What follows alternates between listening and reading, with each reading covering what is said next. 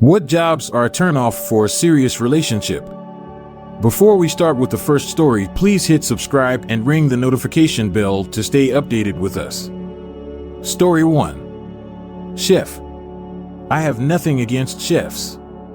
But a lot of people think that dating a chef means he will cook for you all the time. You kinda romanticize his job, but it's actually the opposite.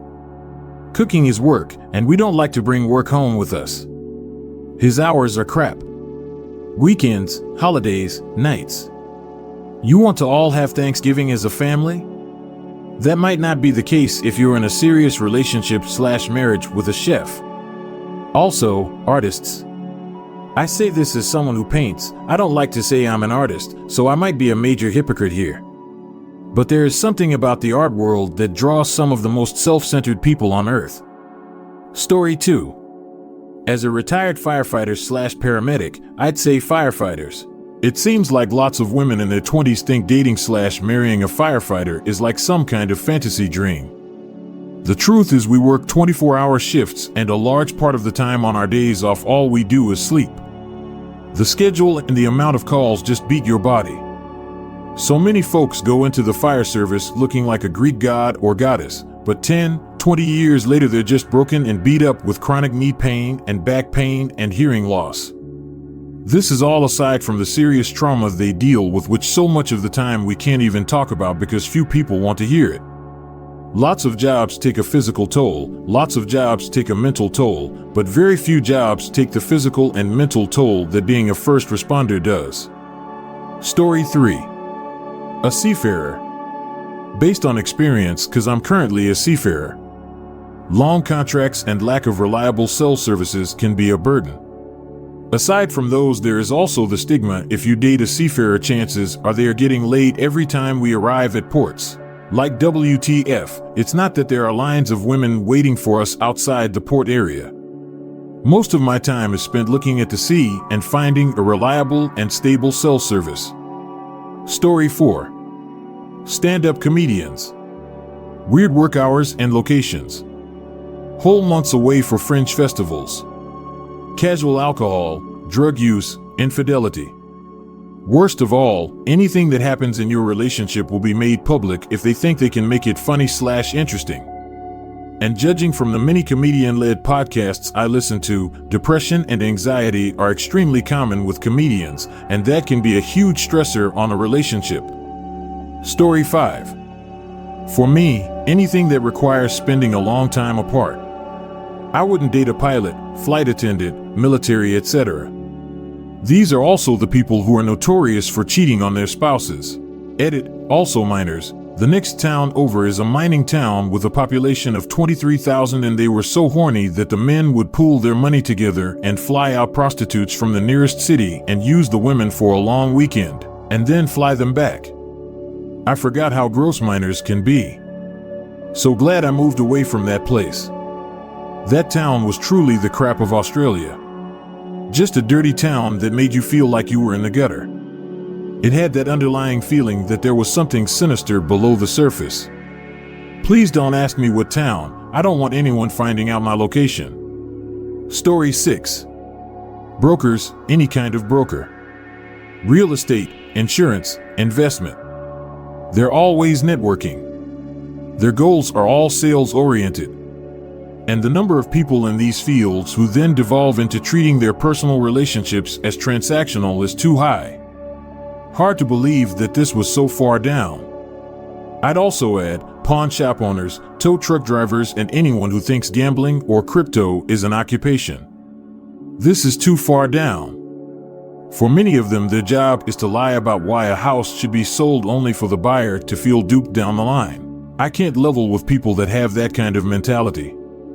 Story 7. Hey baby, how'd you like to date a male teacher? I have to work evenings and weekends to keep up with an unreasonable workload. I'm cranky because I deal with social issues and don't get mental health support to process witnessed or secondhand trauma. There's a pretty good statistical chance I won't break six figures until I'm in my late 50s or early 60s. My pay doesn't match inflation, and there's a social perception that I'm in teaching 'cause I'm a pervert. Baby? Where are you going? Stop running, girl. I help build up my community. Why are you throwing Starbucks gift cards at me? Yeah, there's a reason I've only dated fellow educators. Story 8. The biggest ones for me would be dangerous jobs such as military, police, firemen, etc. That's not to say that I don't appreciate all the hard work they put in or the fact that they risk their lives every day. It's simply something I couldn't handle. I don't want to worry about whether my husband is going to come home alive after every shift. The funny thing is, when you become a first responder, you realize how dangerous life is in general, and anyone can die at any moment. You can live the safest life possible and still die from some weird random medical issue you didn't know you had or get T-boned. You really shouldn't fear death or danger. Completely pointless waste of time. Story 9. Police officers have a horrifically high rate of domestic violence, which they are determined not to give researchers any insight into. So I feel like that could put a damper on things. Also, like the cases of them stalking former partners are a bit more rare, but they all share lots of disturbing situations where they get to abuse their power to come after you, including threatening your healthcare professionals. Story 10. Anything that isn't also working in entertainment. Every time I dated someone with a regular job, they have never understood my schedule, my travel, or even sometimes that my career is legitimate without clocking in somewhere daily. And they often couldn't handle me being around other attractive people I had no interest in but was working with. My wife of 12 years has been so compatible with me, and a significant reason why is because she is an actress that works stage shows and sometimes movies. So when either of us have any sort of gig, we just understand it. Story 11. Farmer. Volatile income due to many external factors you can't control, high rates of depression/suicide, and all the ugliness that comes from mental health challenges, inability to get away, and just an overall doom and gloom mindset. It may feel idyllic at first or the rare year things go well, but overall it's just one crisis after another. I say that as a former farmer. The only thing I ever planned on doing in life was farming. I have a degree in dairy science. Most people assumed I would just go get a job within the industry, and I had several companies actively recruit me. But I really needed to completely detach from it all. I tried hemp for a year. I grew it, processed it, and had a family member doing the retail end. But when the feds legalized hemp, when I started, I was in a state pilot program. It opened the floodgates to everybody. So I went from producing one overproduced commodity, milk, to one that was overproduced even more. Story 12. Auditor/public accountant. You will not see them for 4 months each spring/winter, and the amount of time they spend working means it will be the main thing they talk about for days or weeks at a time. They will be tired all the time and stressed out, and they'll go through body changes that confuse you and screw with their self-esteem. Gain 10 pounds here, lose 15 there, spontaneously go gray and a new patch of hair each year, etc. During busy seasons, their mood may fall to a point they have little patience for you too. Just go for someone else and save yourself the headache. Story 13. Strippers. And it's not even the work that's the problem for me. It's the culture. They're competing for men, so it's very girl eat girl, and most will struggle to maintain any friendships with other women in and out of work because of this. The men they interact with are mostly men who struggle to maintain any intimacy in their lives, hence why they're at a strip club. So many develop a very strong guard/boundaries that do not mesh well with typical dating/intimacy practices. I've never felt more conversationally shepherded than dating a stripper. Hot girl plus hood rat culture is simply an abomination. Most of these chicks have personalities that are completely insufferable. Very money driven with a focus on being made to feel attractive at all times. I love the out of my girl because she works hard on this stuff, but it's a constant struggle for her. And she thinks she's a lot better at it than she is. Story 14. Engineers while in undergrad or grad school. Always super stressed, never have time to do anything, and always tired. Engineers in the profession usually have a steady 9-to-5 job that makes enough to support the entire family on a single income in most places if they don't work at a crap-hole company. Normally have pretty great lives and are able to do just about whatever they want to do, and always in demand. If they get burnt out of their job, they can jump to just about any other field as well. Downside, they will most likely make you question if they are neurodivergent. Also, they trade social, English, and grammar skills for math. Results vary based on person and employer. This is just the general vibe from the community of engineers out there. Source me an engineer. Story 15. A lot of people say any jobs where you regularly have to be away from home for extended periods of time, such as truck drivers, pilots, travel nurses, etc., would be deal breakers because their partner spends so much time away from home. That said, I would love a partner who had a job like that. I am an extremely introverted person, and I crave alone time. I don't just mean my partner spends time in their room while I spend time in mine. I need to feel like there's absolutely no one even near my home/property for several days at a time to fully de-stress.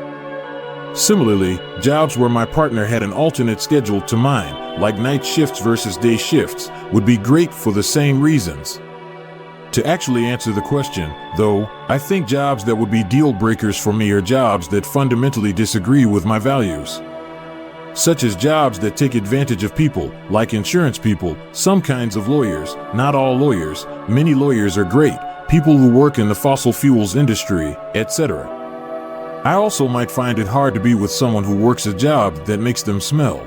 I have a sensitive nose and would be very quickly turned off by someone if they came home every day smelling like a farm, crap and piss, refuse, etc. I'm not trying to say that people who work those jobs are bad. In fact, it's quite the opposite. Farmers, sewage workers, sanitation workers, etc. are part of the backbone of modern society, and I have the utmost respect for what they do. It's just that I personally couldn't stand dealing with that kind of smell all day.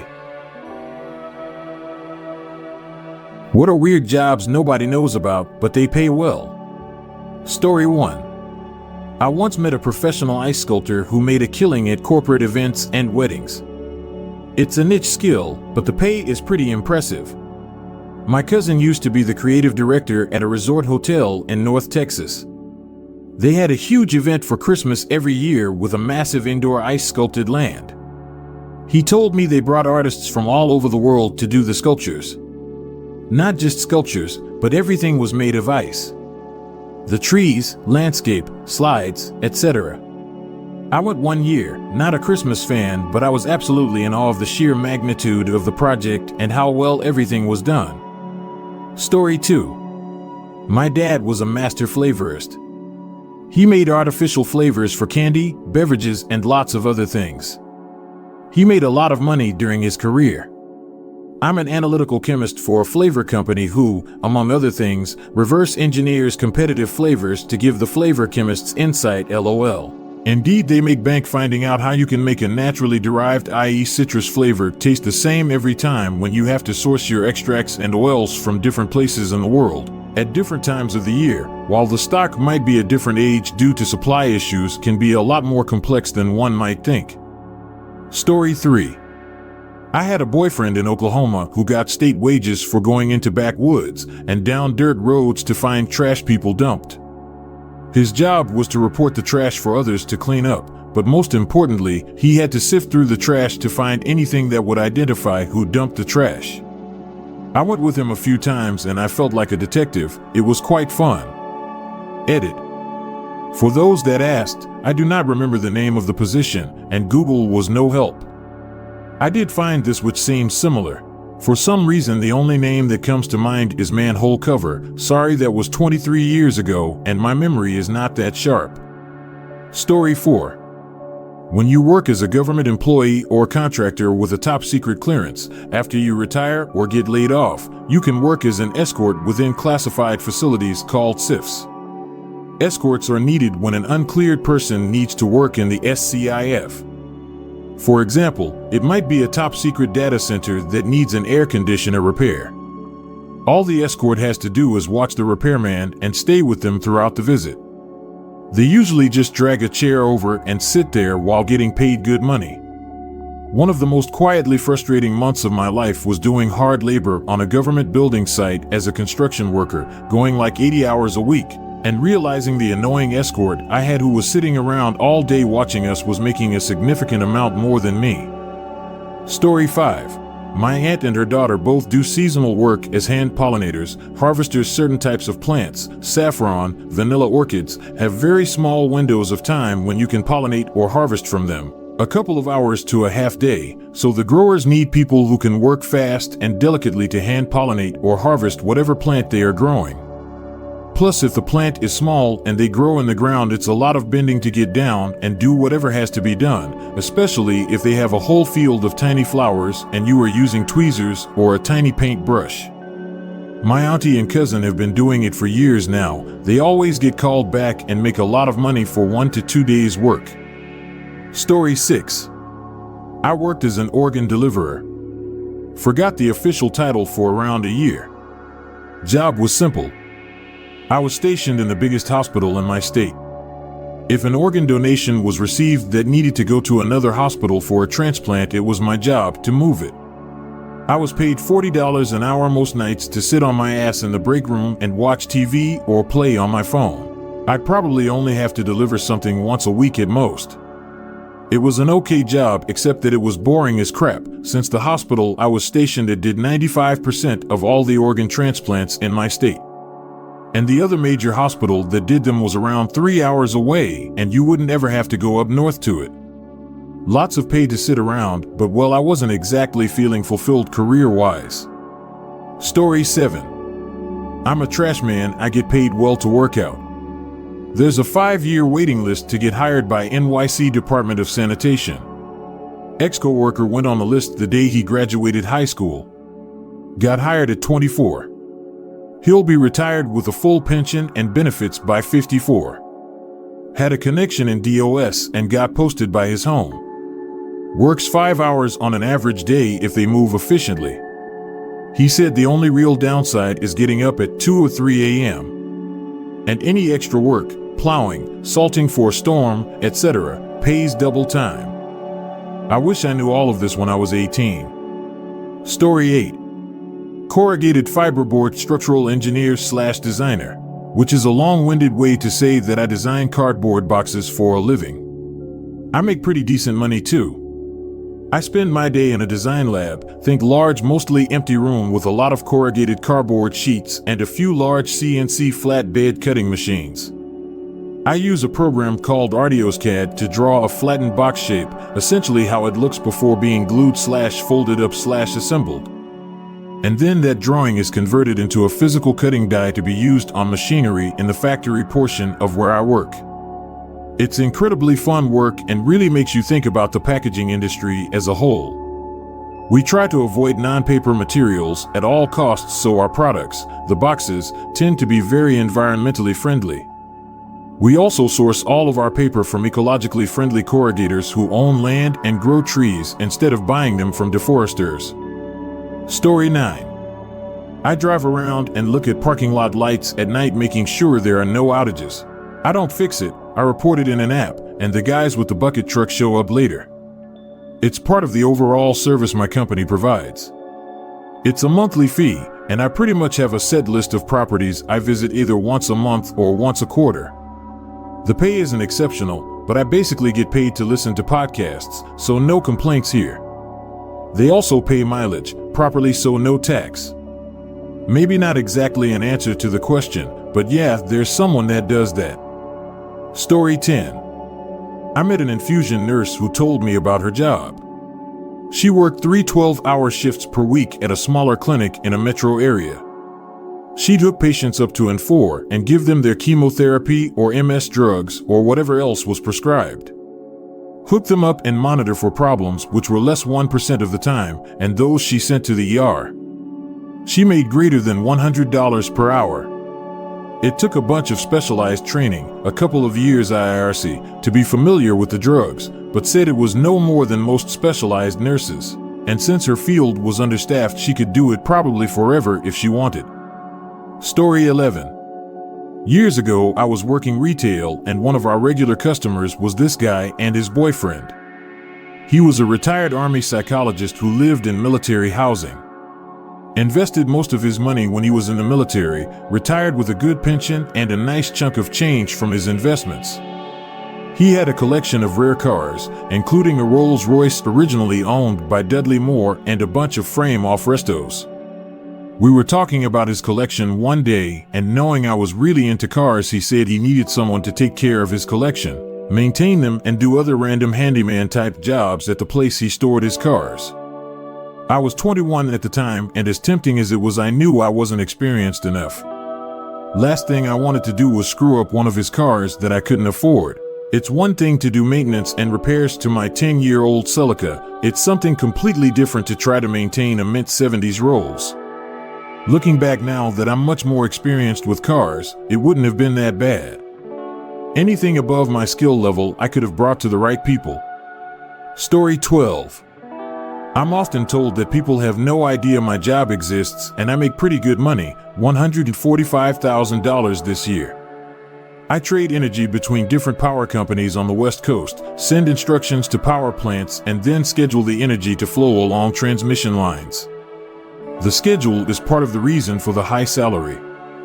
I work 12-hour shifts, and in a 5-week period, I work 7-day shifts, 7 overnight shifts, and have 21 days off. I do this from home more than half of the time, so that's a sweet perk too. Edit. Should have disclosed that I live in a HCOL area, which does inflate my compensation a little bit. Edit 2. Since there may be some curiosity, power does not trade like stocks in a stock exchange, for the most part. Stock shares do not evenly equate to energy for many reasons. I also do not benefit from the profitability of trades I make, but the utilities power customers do. The main reason here is because what if I just didn't secure enough power and people are blacked out because I deemed it non-profitable? My P&L is tracked solely for performance appraisals and promotions. My compensation is 85% annual salary and 15% annual cash bonus as long as we do not lose money for our customers. Story 13. IT auditor. I work with financial auditors to ensure that businesses are doing what they say they are in terms of data protection, access control, cybersecurity, software development, etc. It is a lot of what are your policies and procedures? Do you follow them? Do they map to NIST/ISO/other frameworks and best practices? There is a lot of asking questions and ensuring people are doing what they should be doing.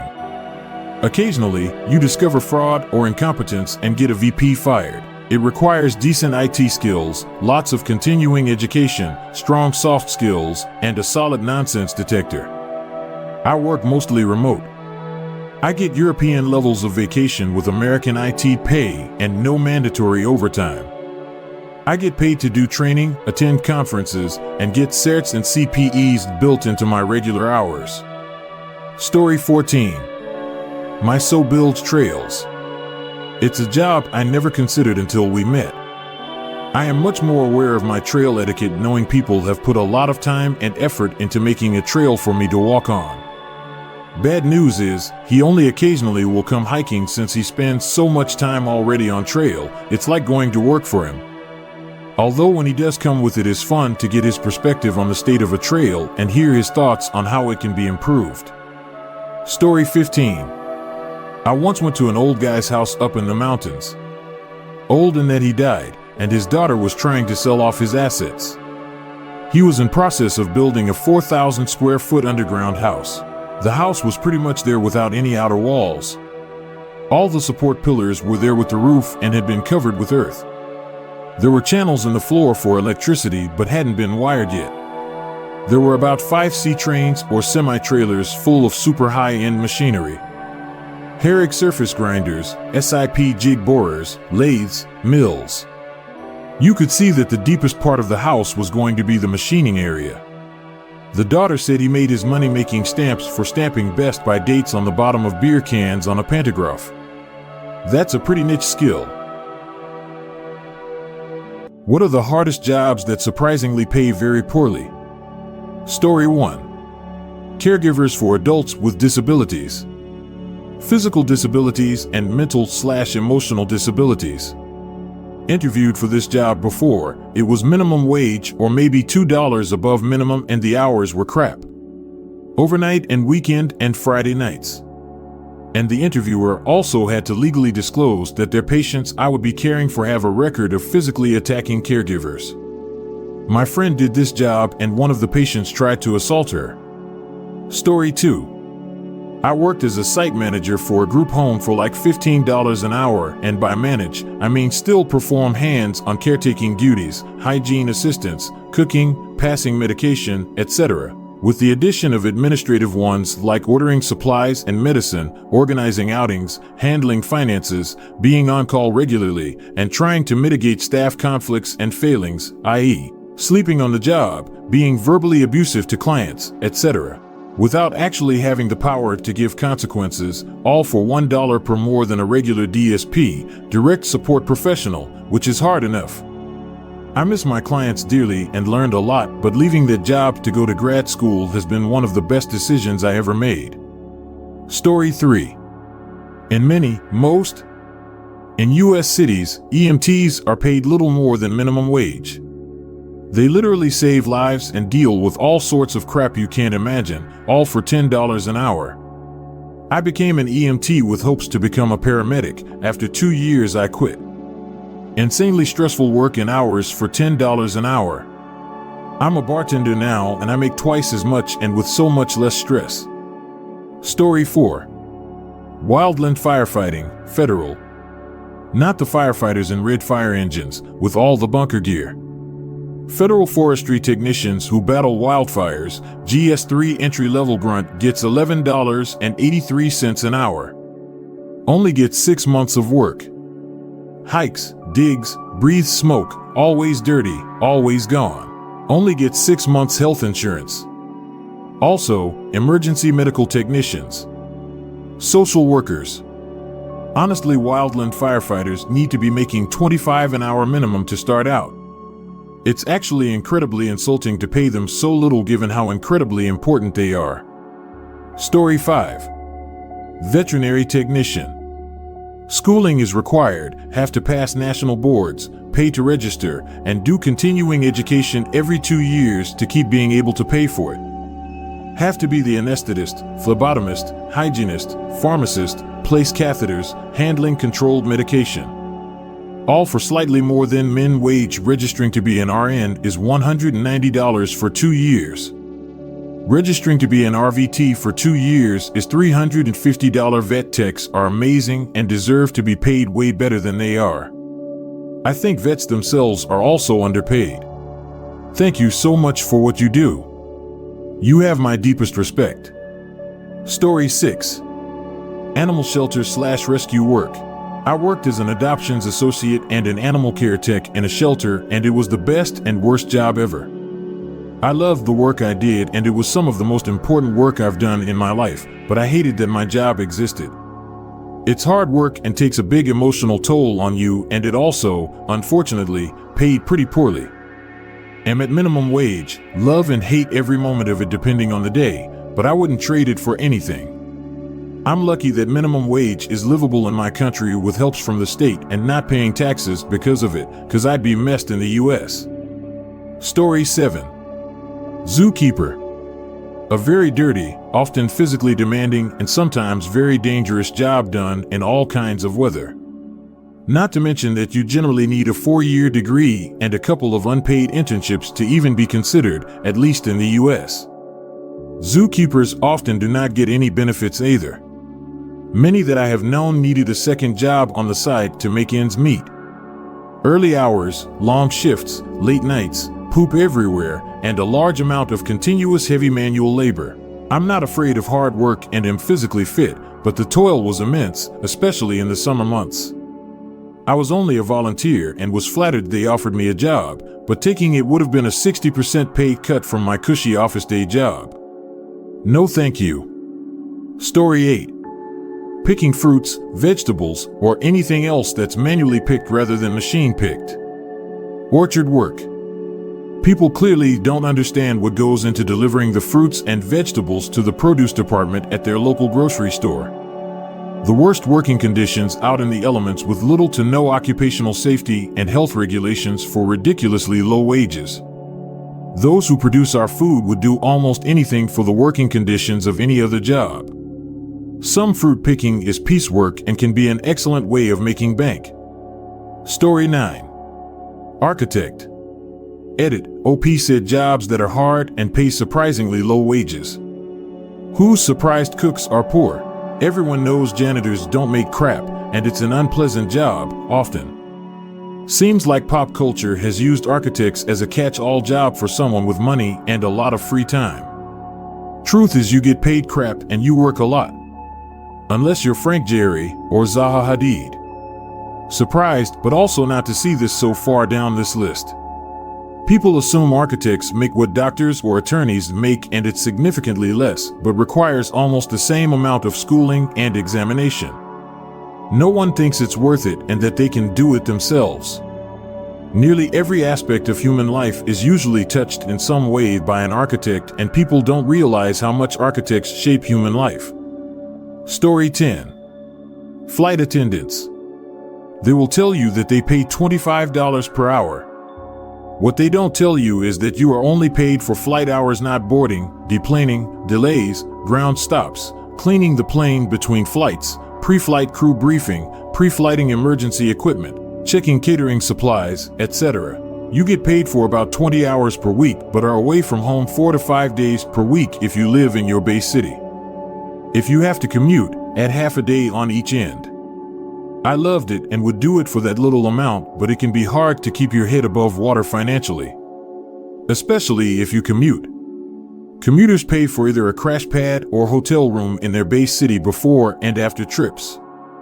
Story 11. Honestly, anything where you deal with high volumes of the general public. I worked as a security guard for a mall. Security was run by a company contracted with the mall. I made $9 per hour, working 8-hour shifts. Every other person working in the mall made at least 14. But this was during COVID, so I did what I had to pay rent. The mall had fought tooth and nail for years to keep from updating the contract, so our pay was stuck. Also, there were only 3 of us.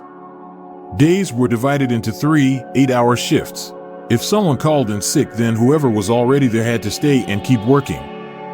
One week, one of the guys got PTO, so his shifts were divided between me and the other guy, each working 12. Then the other guy quit, and the company just told me to work his shifts too. They legitimately expected me to work 24 hours straight for 4 more days with no breaks. We weren't allowed lunch breaks. I laughed and said, "Good luck watching them all." Glad I did. A few months later, a new company took over security, paying their people $7.25. Story 12. Customer service jobs at a call center. Have you ever wondered why when you call customer service, the person on the other end is surly and doesn't seem to actually want to help you? It's because they're paid crap wages for an utterly crap job. They're stuck in a queue, the calls come in relentlessly without a break, and almost everyone they're talking to is pissed off about something. Now, if they had the resources, training, and pay to actually help people, the job wouldn't be all that bad. Mrs. Johnson, I'm sorry that your cable bill has gone up by 20%. Let's see what we can do to fix that, and then they spend a while trying to fix the problem. That's not what the call center employee gets to do.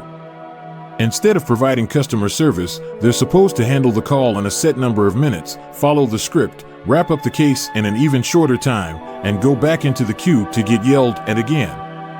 If they don't hit their metrics, they get yelled at by their boss. When they get their paycheck, it's only slightly more than what they get working a drive-thru. Story 13. I work in a crisis center. I get paid like fast food wages and have a BA, almost a master's, and 7 years experience in direct support. Behavioral health doesn't pay crap unless you are lucky enough to get an admin position, and sadly those are only given to esquissers. I wish I would have known wanting to help people would only put me in debt. I have $163K in loans I cannot afford to pay on. I'm having to work OT just to make ends meet. I'm so busy helping everyone else I'm running on empty. Story 14. Water well drillers. They risk life and limb every day to provide essential services to the community, all for maybe $20 to $30 per hour. It's not enough. I've met some with crushed skulls, missing metatarsals, and very few have all their digits remaining. While the drillers and helpers work year-round throughout every extreme, the company owners that oversee a 3 to 5 person crew are making multi-millions each year, and that's after overhead. I'm not a driller, but I oversee construction. Story 15. EMS or other 911 dispatchers. Imagine dealing with all the worst traumas over the phone, having to get help starting and document everything, take control of the scene so everyone who needs help gets it. Also doing this while often speaking to hysterical people who just want help there immediately and don't realize the questions determine what type of help, what first aid instructions they get, how many resources are needed, etc. Then after shift you still hear the screams, or worse, the complete silence of someone who passed while on the phone with you. What jobs are 99.9% safe from AI making it obsolete? Story 1. Wiping old people's butts in nursing homes. Guaranteed job for life. Edit. Sorry people, obviously many of you have never worked in aged care or have any idea how difficult it is. A bidet just isn't going to cut it. It'll be a while for sure, but I guarantee aging boomers will be the first generation of people to buy a personal Android assistant that will help them with everyday tasks. This and elder care in general. People don't tell you this, but when you're really old, sometimes your butthole just falls out when you poop and someone's gotta push it back in there. Story 2. I install elevators for a living. We are so far away from building any machine that has all the physical abilities to get it done, and just as far from making AI that has the wits it takes to figure out how to even do it. Construction on sites in general, it involves a lot of figuring it out and working with what you have. Also bear in mind that elevators/lifts, and anything else for that matter, could be designed differently for autonomous construction. The parts used currently for meatbag-based installation might not be suitable for robots to implement, whereas an elevator designed from the ground up, if you'll excuse the pun, for robots to build, might use parts and techniques that look very different. Story 3. I'm an aircraft mechanic. I don't see AI crawling its non-existent ass into the belly of an airplane anytime soon. One way this can go is they hire a minimally trained tool user who crawls into the belly of an airplane with a camera, and the AI looks things over, tells them what to do, and watches to ensure they do it right. Then the company fires all the highly trained mechanics. Story 4. Nursing. People who keep saying things like, oh, but tell them, probably have no idea what actual nurses actually do. By the time AI/robots become as proficient as a living human healthcare provider, we will be at the point where a lot of nursing tasks will be obsolete because we'll either be a healthier society/better at stopping illnesses early or much more comfortable with people dying on their own terms. Some people have a simplistic/dated view of what nurses do. I cannot see how AI could ever do it. There's just too many different parts to the role. Nurses legit do a bit of everything. Therapist? Yep. Pharmacist/drug dealer? Yep. Dietitian? Yep. Secretary? Yep. Phlebotomist? Yep. Chef? Yep. Social worker/family therapist? Yep. Security guard? Yep. MMA physical restraint specialist? Yep. Hairdresser? Yep. Junior doctor babysitter? Yep. I could keep going. Story 5. Seeing a lot of comments about trade jobs. I think what some people are too focused on is the required dexterity it takes to be able to do these jobs well. When they started automating driving, they didn't build a robot to work the pedals and steer with its hands. They designed the car around the AI, not the other way around. I saw a post talking about installing elevators, and yeah, they might never build a machine that will do the same work that guy does. But we'll probably see elevators specially designed in such a way that they're easily installed by machines. Story 6. Teacher, especially for younger kids. Parents want their kids to learn from a human because there's important social aspects they must learn. Anybody who thinks an AI can teach little humans how to be human has never tried to do so. Commander Data would fail at it. I teach middle school. My dumbest students can't even use AI. Not to cheat, but to get something done. Like, they don't know how to tell the bot what they need, let alone to learn from it. Yeah, not happening. Remote learning proved that kids aren't self-powered enough to do any learning that they aren't interested in, and even that they need guidance. Story 7. I think most jobs are safe, which is an unpopular opinion. AI-generated content is mediocre at best, and the PR nightmare that follows getting called out on it is a dumpster fire. Maybe in 10 to 20 years this concept of job security can be revisited. But right now, AI just is quite subpar at delivery in a non-ideal environment. AI will change how we work just like the internet, advanced software, video conferencing, and tech in general has over the last 30 years. Earlier than that, look at the impact of auto travel, air travel, automation, etc. has had on the nature of work. AI will enhance some tasks, take over other tasks, and create plenty of new opportunities. Story 8. Any job that requires a license. An AI bot can't represent you in court or give legal advice, give you medical advice, nor will it likely take away jobs in trade sectors like electricians, plumbing, landscaping, painting, etc. But these fields will become way more competitive since licensed professionals will use AI for efficiency gains and one person can do the job of 5 rather soon. When it comes to law, paralegals are gone soon, for example. So you'll have to land a high-level job, not an assisting position. Story 9. Teacher. Sorry, but if COVID has taught us anything, it's the need for a real person standing in front of these kids. As a teacher for the last 22 years, I can tell you that these kids are damaged from remote learning. Turns out much of my job is getting kids to be present at the moment. Not distracted by the window or the kid next to them, not the phones, but the material in front of them. Phones, and the AI in it, are making it harder, but they need human beings to guide them and train them to gain intellectual endurance. AI will never replace us. Story 10. Maintenance electrician here. My job is.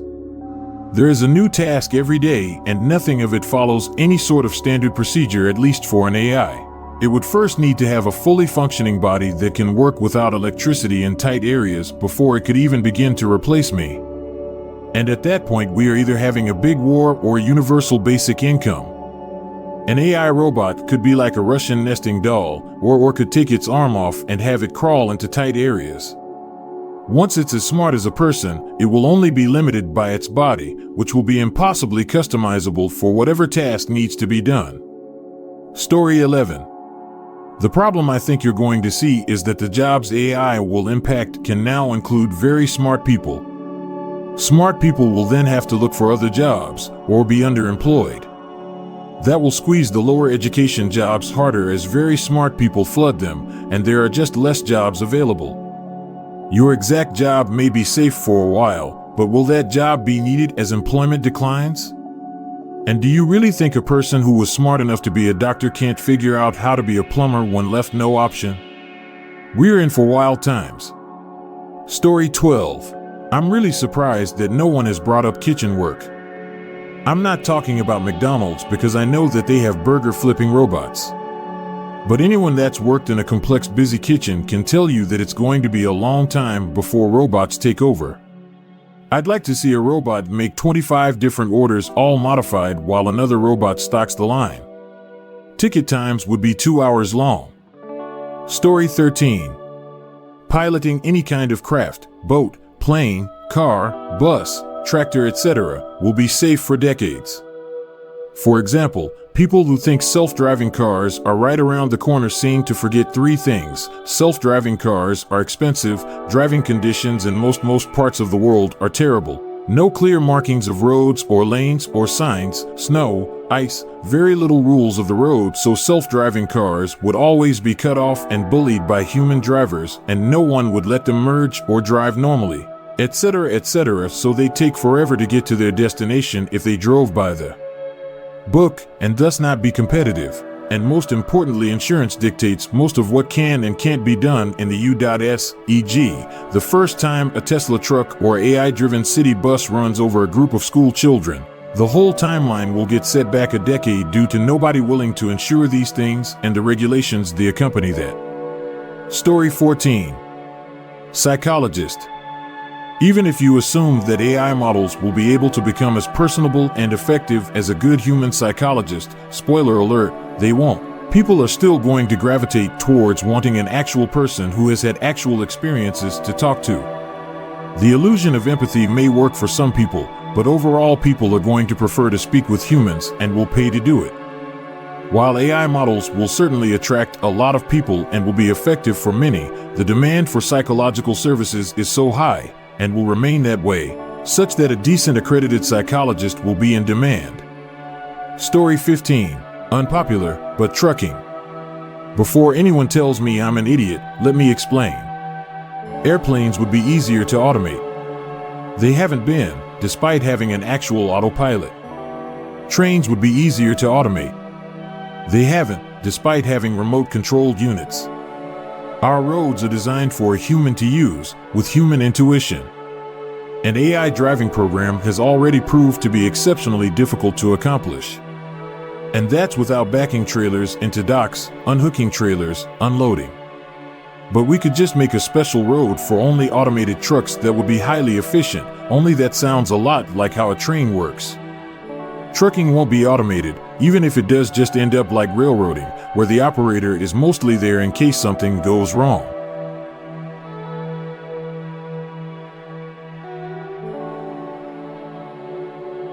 People who actually like their jobs, what do you do for a living? Story 1. HVAC technician. I basically walk into your house to pet your dogs. HVAC is so interesting to me. Actually waiting to hear back about a helper position at the local college. Any tips on learning resources? Books or YouTube channels? Also, I can't even get a straight answer from the sub. Seems like half the folks say the trade will age you 20 years, 5 years in, and others say if you can lift 50 pounds and are smart about how you work and using knee pads ECT that you'll be fine. Story 2. I'm a server in a restaurant owned by a celebrity chef. Only work 32 to 34 hours a week. Consistently make about $1,400 per week before taxes. 401k is matched. Eat 2 meals prepared by professional chefs every day I work. Bring home free bottles of wine to study so I'm capable of describing it to our guests. Only work nights so I sleep until at least noon every day. Story 3. Librarian. I freaking love my job. I love to read and love the smell of books and paper. I love the wealth of information I read, and I love to help people find answers in my resources or just doing research myself. My library is focused on education research. I love my job, but sometimes it's the people I can't stand. Although my current specific focus is tough, teen librarian, I love being a librarian. I love helping people. I love serving the public and my community. I love reading. I love spreading knowledge. Story 4. I'm a postman. I love it. I'm outside. I'm on my own. I've been a waiter, sales assistant, call center agent, car booking agent, office administrator. I've done my share of crap jobs to really appreciate the simplicity, the hours, and ease of the job. Granted, this time of year is crazy and the weather is nasty. But I've had worse jobs. Mail/package for 16 years now. I go out and see the world every day. See the seasons change. Fresh air and moderate exercise. Meet happy people who receive the stuff they have looked forward to receiving. I love when the door closes and I hear cheering. I have earned more in other jobs, but I wouldn't change back regardless. The job is hard at times, but the positives makes up for it plenty. Story 5. I wash dishes. Sounds lame, but it isn't. I get the same schedule every week and it's good hours. I make more than minimum wage. I get bonus checks on holidays and have other benefits like insurance and more PTO than my state mandates. And that's just the tip of the iceberg. We're allowed to wear earbuds at work and listen to music as long as we keep one earbud out for safety reasons. I have really great managers and all my coworkers. are great people who are just a treat to work with. Seriously, they're like family. It's awesome. I love being around them. I get $14 free to spend on food every day that I'm at work, so 5 days a week. It's really, really good food. I've tried nearly everything we sell, and I haven't yet tried something I didn't love. It's really good food. There's so much more, but in the interest of time, I'll leave it here. Edit. Just got off work. RIP to my inbox. Gonna start replying to replies now. Story 6. My sister started cleaning houses a couple years ago when she was 18. She also really likes cleaning. She got a few good clients, and now she makes pretty decent money just doing laundry, the dishes, and dusting crap at some rich people's houses. I find cleaning very boring, but I'm surprised at how much she enjoys it.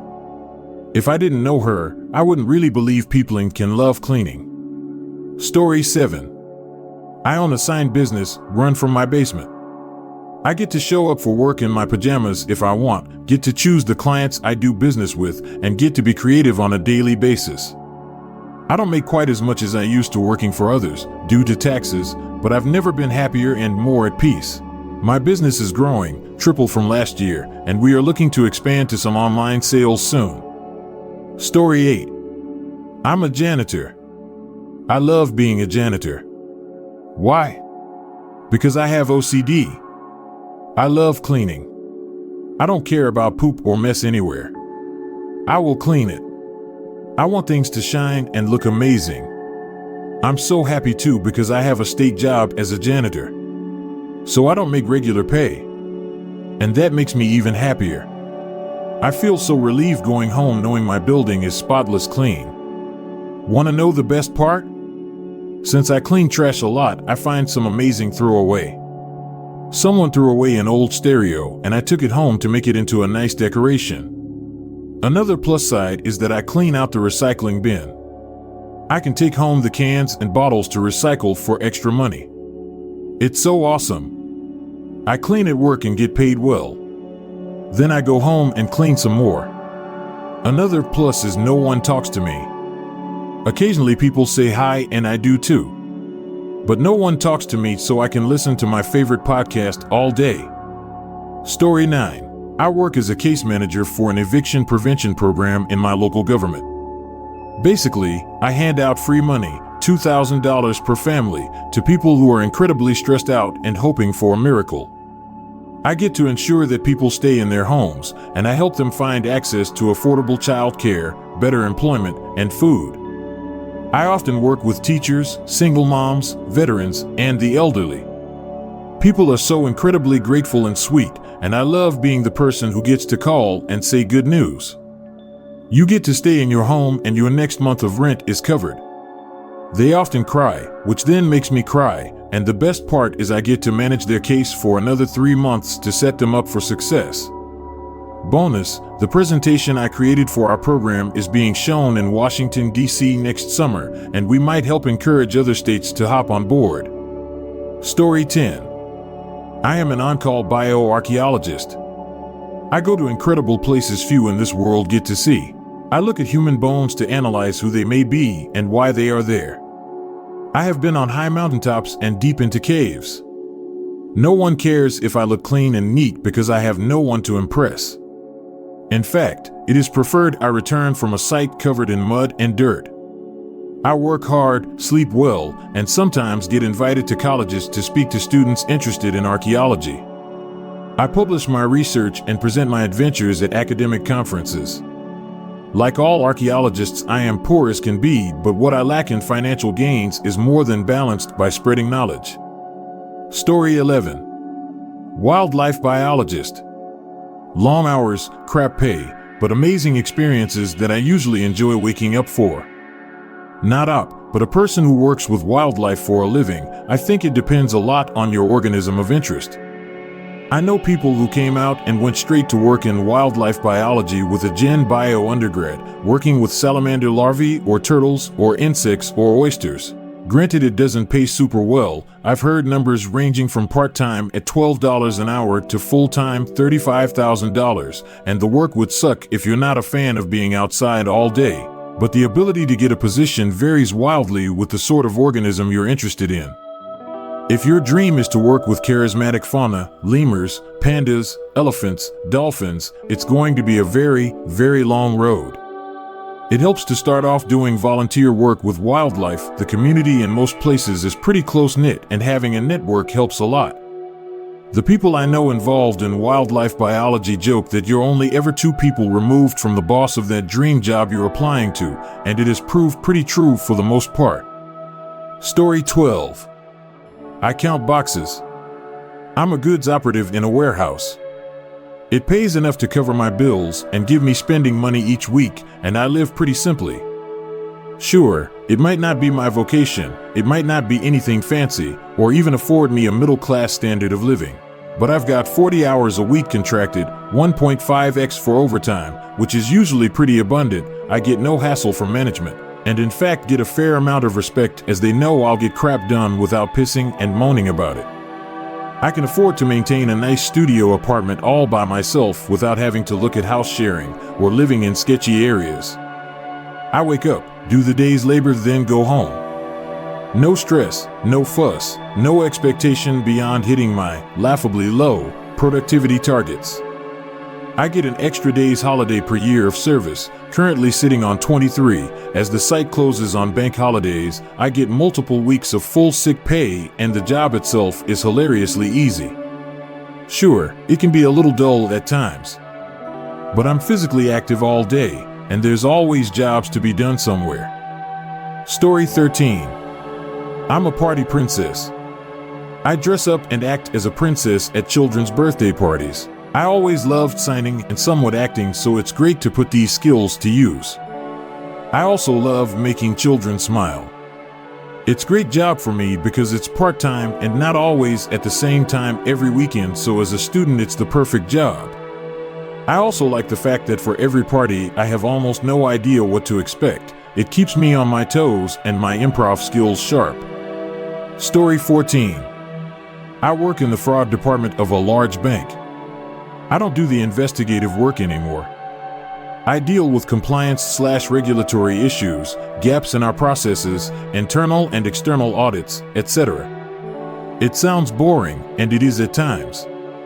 But I like that my department is so small and close-knit. There's no real micromanaging. It's very much a culture where you can do whatever you want as long as you get your job done. It's still somewhat new, and the things we're working on are constantly changing. We also get to work with a lot of different people from a lot of different areas of the business. It's a good way to network and to help figure out where you want to go in your career. Story 15. I am a nanny. I play, I make up games, I read awesome books out loud. I come up with art projects. I sing loudly in the car. I comfort and cuddle kids. I talk to growing minds about what's going on in the world. We talk about their day. What was good, what was hard. I get to tease them. I watch their performances. I make dope snacks. I watch soccer games. Overall, it's a really fun job, but the most important thing is finding the right family. What type of job seems appealing but ends up being quite disappointing? Story 1. I often see graphic design touted as an escape route for people who find themselves wanting to change career. I honestly think it's pretty irresponsible of the people who run these courses promising that, as it's a really difficult industry to get into, and even if you can get into it, it's then really hard to get the fun creative work you were picturing when you signed up. I'm sure a lot of people end up disappointed. Story 2. A friend of mine is a forensic scientist, and whenever he's on dating apps, it's the only thing people want to talk about. His work is actually pretty technical and involves a lot of routine tasks. Those sorts of labs are driven by their quality management system, from specimen collection to data output. Everything is in an SOP, most work is kit-driven.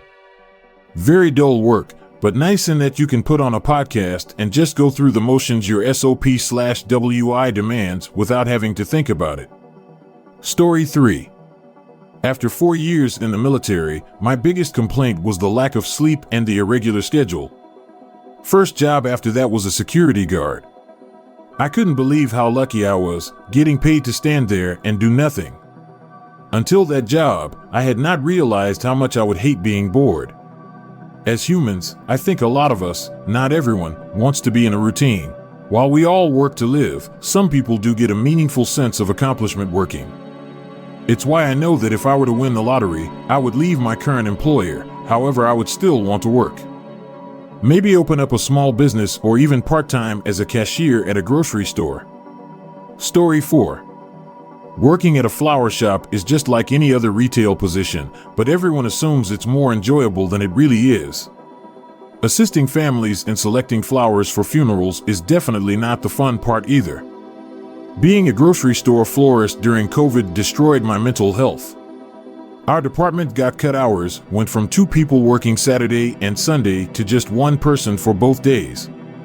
But the workload nearly tripled with all the funerals and people sending gifts to family at the hospital. It was horrible. Story 5. Social services. You're made to think you're going to change the world, but you're expected to overwork for passion without being properly compensated. A friend of mine went into social work with that mindset, but the reality is very different. She saw and dealt with things that no human should see or deal with. For X, a newborn with multiple rat bites. She's since passed away, but I hope she is truly at peace. She did ultimately help a number of children and hopefully got them on a better life path than they otherwise would have been. Story 6. Barnes & Noble. Your role has absolutely no connection to books, yet it clearly draws in a lot of book lovers, including me. I had this realization too when I worked at a music store.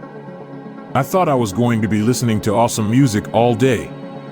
It was just putting stickers on everything, trying to sell an absolute rip-off of a store card and listening to the same 4 crap basic-ass albums over and over and over until you understand why war crimes are a thing. Story 7. I work as a scientist.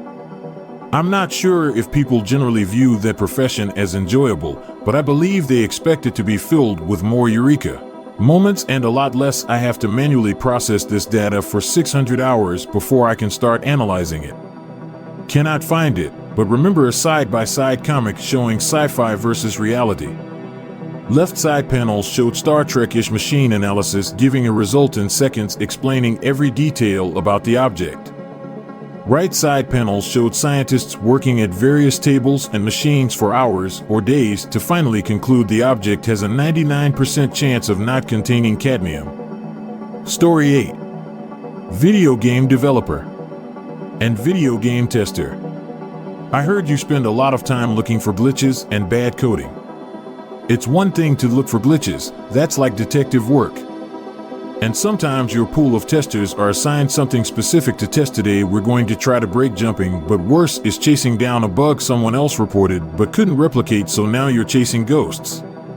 Okay. Button push for 5 seconds? Okay.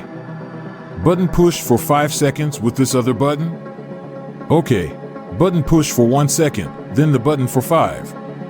If you're lucky, your org will have test scripts developed, so you just need to follow the checklist and document rather than trying to free for all versus the dev team. Story 9. When you work a crap retail or food service job, being slow can seem appealing, but over time it erodes your soul. Time slows down to a crawl, and over long enough periods of time the culture will shift to where everyone treats the job as waiting out the clock, and all forms of work are interruptions of your scheduled phone time. It can destroy a culture, and that's before you start talking about losing hours and whatnot. Story 10. Architecture. Architecture is a very weird medium to be in comparison to other art or science professions, because it's kind of both, or either depends on which side of the trade you're doing. But fundamentally it's an odd place to be. The pay is relatively low if you're not licensed, hard to break 100K unless you're deep-rooted in a company in a big city like New York. Long work hours are expected because it's a noble tradition in architecture, from academic level to professional level. Lots of planning and deadlines are always around the corner. In the end, you're in the service industry. Instead of a 5-minute deadline for a cheeseburger at a drive-thru, it's a 6 months deadline for a design or a set of drawings or construction or STH. There's always something.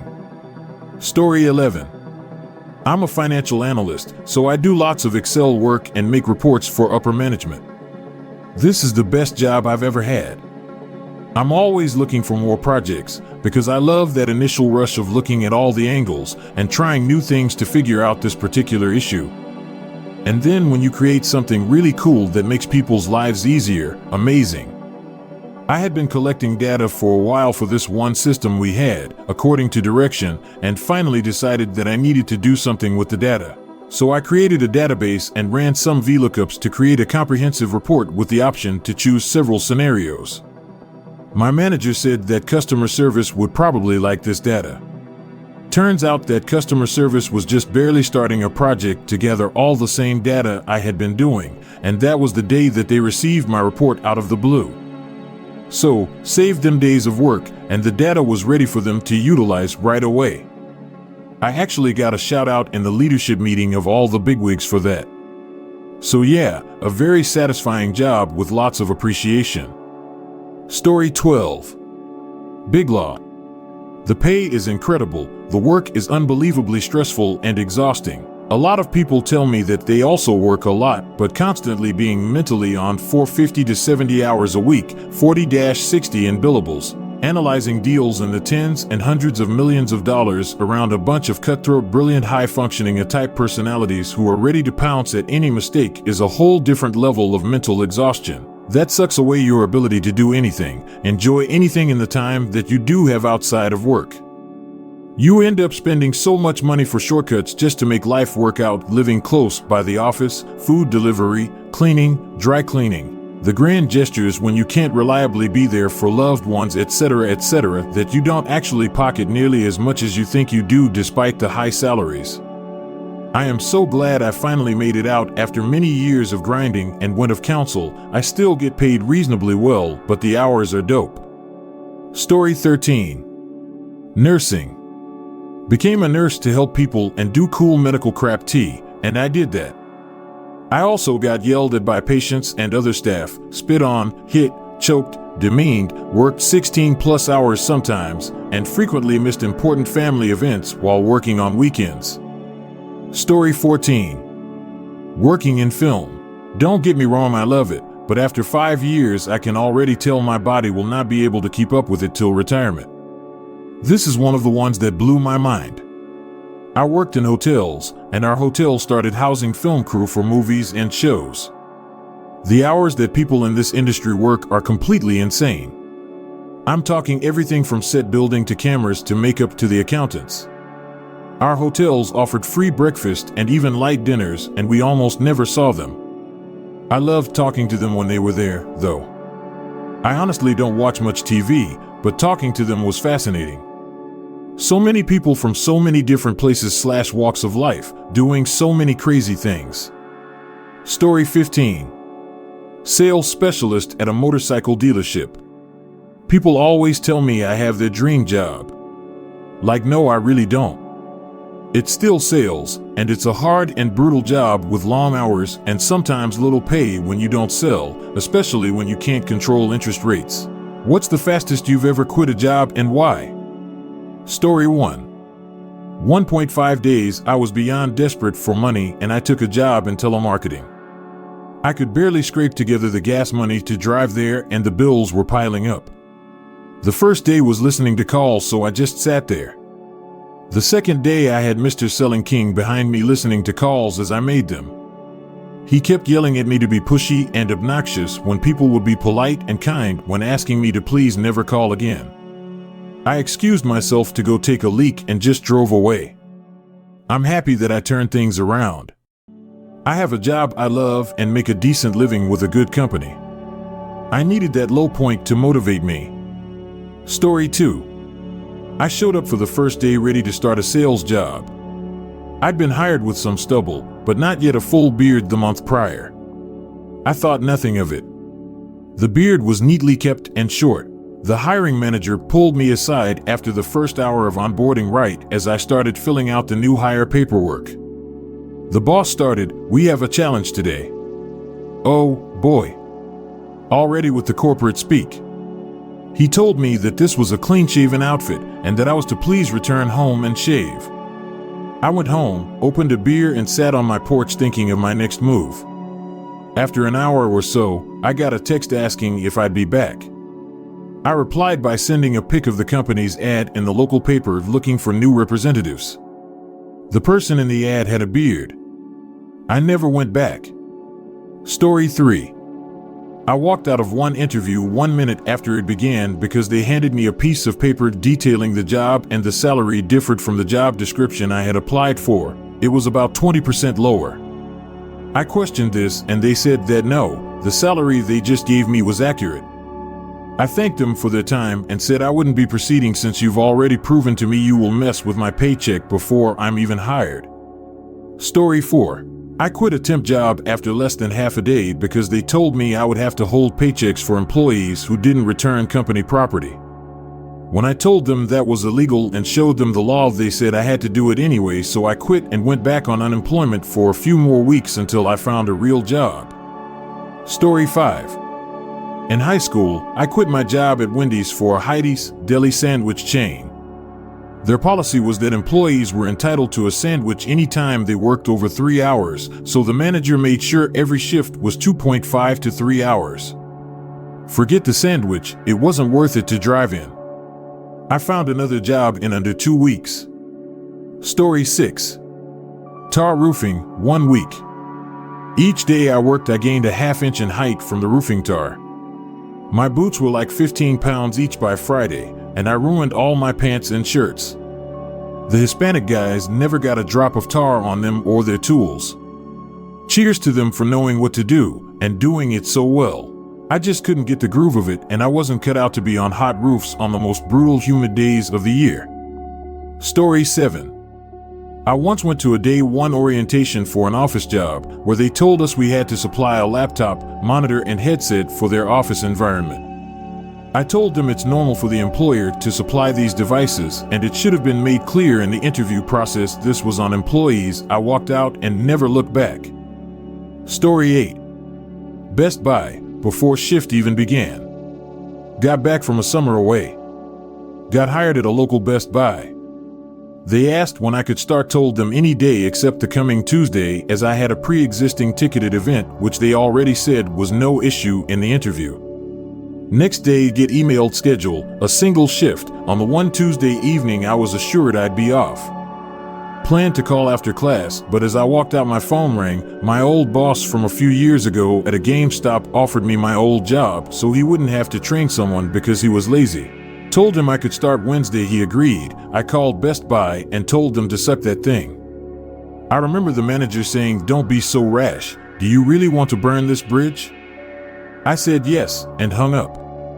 Story 9. I got one of those knife salesman jobs.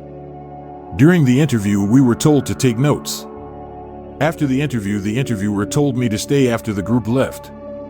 He told me he liked me and he was going to hire me, but that I shouldn't be on my phone during the interview when he saw me in the Zoom camera looking down. I was taking notes the whole time. I showed him my notes and told him I quit. I could see the micromanaging in his teeth.